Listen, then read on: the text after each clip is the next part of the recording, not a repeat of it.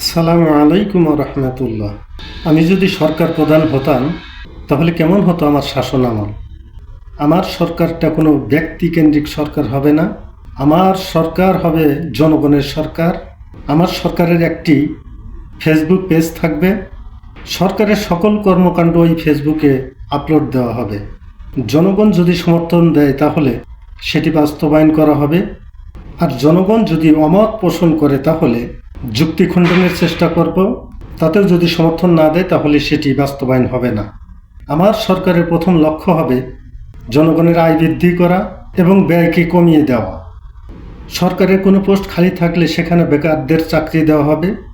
বাদবাকি যারা থাকবে তাদেরকে বিনা খরচে বিদেশে পাঠিয়ে দেওয়া হবে। এর মধ্যে 3 ক্যাটাগরির লোক থাকবে, এ, বি, সি। বিদেশ যাওয়ার জন্য পাসপোর্ট ফ্রি বানিয়ে দেওয়া হবে, মেডিকেল ফ্রি থাকবে, ভিসা ফ্রি থাকবে। শুধু প্লেন ভাড়া দিয়ে বিদেশে যেতে পারবে।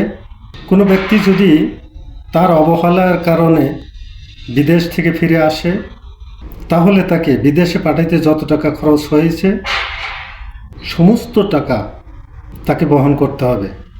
নামাজ বাধ্যতামূলক করা হবে, পর্দা বাধ্যতামূলক করা হবে। যারা ভিন্ন ধর্মের অবলম্বী লোকজন আছেন তারা পোশাকের শালীনতা নিয়ে বাইরে চলাফেরা করবে। সারা বাংলাদেশে গ্যাসের সংযোগ দেওয়া হবে, প্রতি মাসে 400 টাকা বিল পে করবে। সারা বাংলাদেশে বিদ্যুতের ঘাটতি যাতে না হয় সেজন্য বৃহৎ পরিকল্পনা থাকবে। আমার সরকার জনসাধারণের বিদ্যুৎ বিল কমানোর জন্য প্রত্যেক বাড়ি বাড়ি ফ্রি সৌর বিদ্যুৎ স্থাপন করা হবে। কৃষিখাতে সর্বোচ্চ ভর্তুকি দেওয়া হবে। নিত্য প্রয়োজনীয় জিনিসপত্রের কোনো ভ্যাট থাকবে না। এবার আসি আমার সরকারের বিচার ব্যবস্থা কেমন হবে। আমার সরকার চালাবে বাংলাদেশ পুলিশ। তার জন্য সর্বপ্রথম পুলিশের সাথে আলাপ আলোচনা করে তাদের সুবিধা অসুবিধাগুলো সমাধান করার চেষ্টা করব। তাদেরকে সর্বোচ্চ সুযোগ সুবিধা দেওয়া হবে এবং সর্বোচ্চ সম্মান দেওয়া হবে। তাদেরকে সুপ্রিম পাওয়ার দেওয়া হবে। আমার দল ও বিরোধী দলের কোনো নেতা পুলিশের উপর কোনো রকম চোখ রাঙানি বরদাস্ত করা হবে না। বিচার ব্যবস্থাকে সহজ করা হবে। কাউকে কোর্টের বারান্দায় যেতে হবে না। প্রত্যেক থানায় 3 জন করে সরকারি উকিল থাকবে, হটলাইন থাকবে। কারো কোনো সমস্যা বা অভিযোগ থাকলে হটলাইনে যোগাযোগ করবে। একজন পুলিশ এবং একজন উকিল ঘটনাস্থলে যাবে, তাদের সমস্যাটি সমাধান করে দিয়ে চলে আসবে। এদের বিচার কার্য স্বচ্ছ হচ্ছে কিনা এটা তদন্ত করার জন্য প্রত্যেকটি জেলায় জেলায় একজন করে টপ লিডার থাকবে। কোনো দুর্নীতি কমিশন থাকবে না, ওনার সুপ্রিম পাওয়ার থাকবে। এর থাবা থেকে কেউ বাঁচতে পারবে না। যত বড় ক্ষমতাধর হোক না কেন তাকে চাকরিচ্যুত করতে পারবে। এমপি, মিনিস্টার, কোনো পুলিশের আইজিবি অভিযুক্ত হলেই তাকে চাকরিচ্যুত করতে পারবে। ঘটনা গুরুতর হলে জেল জরিমানাও দিতে পারবে। এর জন্য পুলিশকে টিএ দিয়ে দেওয়া হবে। কোনো ব্যক্তি আইন হাতে তুলে নিতে পারবে না এবং কারো গায়ে হাত তুলতে পারবে না। কোনো মেয়েকে ইপটিজিং করলে তার সর্বোচ্চ শাস্তি হবে যাবজ্জীবন।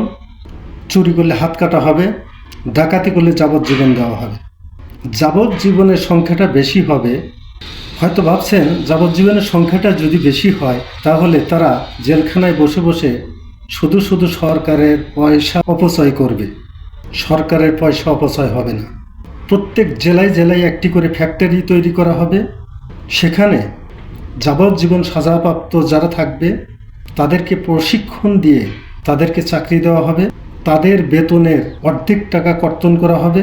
সেই টাকা দিয়ে তাদের খাওয়া পরা কাপড় চোপড়ের ব্যবস্থা করা হবে।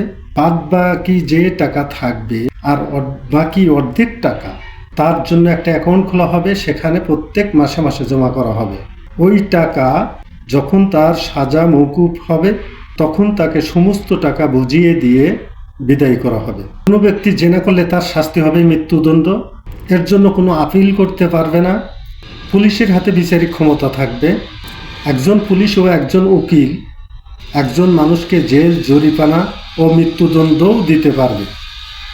আমার সরকার এমন একটি অ্যাপস তৈরি করবে যেই অ্যাপসের মাধ্যমে প্রত্যেকটা নাগরিকের পরিচয় নিশ্চিত করা যাবে। তার জন্য প্রত্যেকটা নাগরিকের কাছে আইডি কার্ড থাকা জরুরি। আইডি কার্ডের সাথে ওয়ার কোড থাকবে। ওই ওয়ার কোড স্ক্যান করার সাথে সাথে তার সমস্ত ডকুমেন্ট চলে আসবে। একজন মানুষ যখন 18 বছর বয়স হবে তখন থেকে শুরু করে মৃত্যু পর্যন্ত আইডি কার্ডটা তার সাথেই থাকবে। আইডি কার্ড সাথে থাকা বাধ্যতামূলক। কোনো ব্যক্তি অভিযুক্ত প্রমাণিত হলে তার কাছ থেকে পুলিশ আইডি কার্ডটি নিয়ে ওয়ার কোড স্ক্যান করে তার বিরুদ্ধে জরিমানা করবে।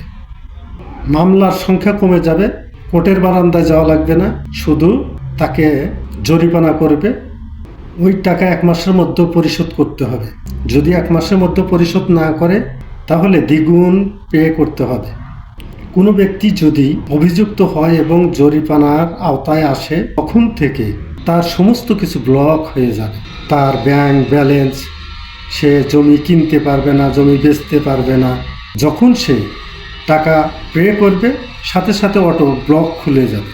এই জরিমানার টাকাগুলো যার যার নিজ নিজ ইউনিয়ন পরিষদে গিয়ে চেয়ারম্যান সাহেবের কাছে জমা দিয়ে আসবেন। চেয়ারম্যান সাহেব জরিমানার টাকাগুলো প্রত্যেক মাসে সরকারের কোষাগারে জমা দিবে। বড় ধরনের কোনো দুর্ঘটনা না হলে মামলা দেওয়ার দরকার নেই, শুধু জরিমানা করবে।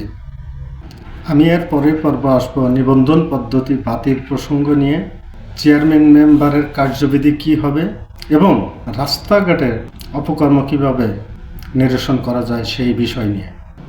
আল্লাহ আসসালামা।